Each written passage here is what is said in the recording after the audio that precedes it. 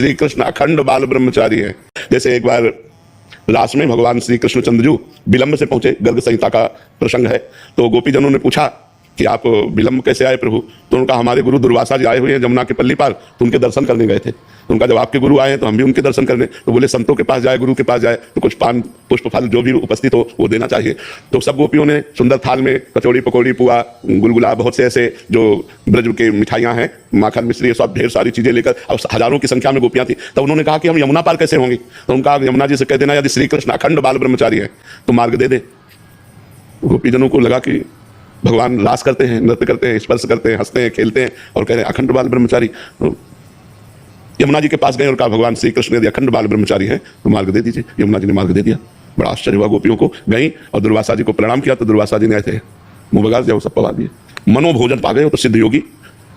अब जब वापस होने लगी तो बोले प्रभु यमुना पार कैसे जाए? तो उनका कैसे आई?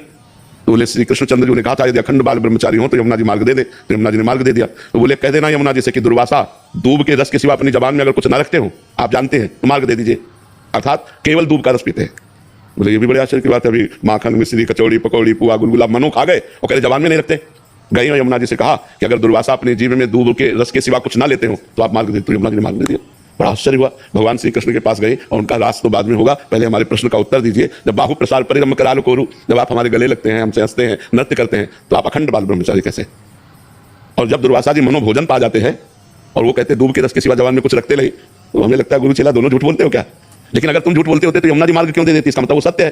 तो हम ये रहस्य जानना चाहते हैं। तो भगवान ने स्वप्रतिबिंब विभ्रमा, जैसे छोटा बालक अपने प्रतिबिंब के साथ खेलता है, ऐसे गोपियों के हृदय में, उनके पतियों के हृदय में, समस्त चराचर जगत हृदय में जो आत्मा रूप से विराजमान श्री कृष्ण है, वो अपने आप से अपने आप में खेल रहे हैं। वो किसी स्त्री से नहीं। गोपी भगवत स्वरूप है, गोपी कोई स्त्री नहीं है। गोपी श्री कृष्णमय है, जिनका मन श्री कृष्ण, जिनके प्राण श्री कृष्ण, जिनकी बुद्धि श्री कृष्ण, जिनका जीवन श्री कृष्ण, सर्वस्व जिनके श्री कृष्णमय हो गए, उनके साथ वो रास खेल रहे हैं। किसी स्त्री के साथ थोड़ी खेल रहे हैं, वो अपनी आत्मा के साथ खेल रहे हैं। और दुर्वासा जी अभोक्ता भाव से, कर्ता और भोक्ता भाव रहित सिद्ध योगी हैं। तो उन्होंने पाया, तुमने पवा दिया, लेकिन वो इच्छा रहित है, उन्होंने कुछ नहीं पाया। ये तुम्हारी इच्छा थी इसलिए वो पा लिए। इच्छा रहित जो पाया गया, जैसे कर्म में अकर्म और अकर्म में कर्म। तो ये सिद्ध महापुरुष की बात है, अपने लोगों की नहीं, देहाभिमानियों की नहीं। जो सिद्ध महापुरुष हो गए हैं वो कर्ता भाव रहित है, इसलिए कर्म में अकर्म, और प्रकृति क्रियाशील है इसलिए अकर्म में वो कर्म देखते हैं।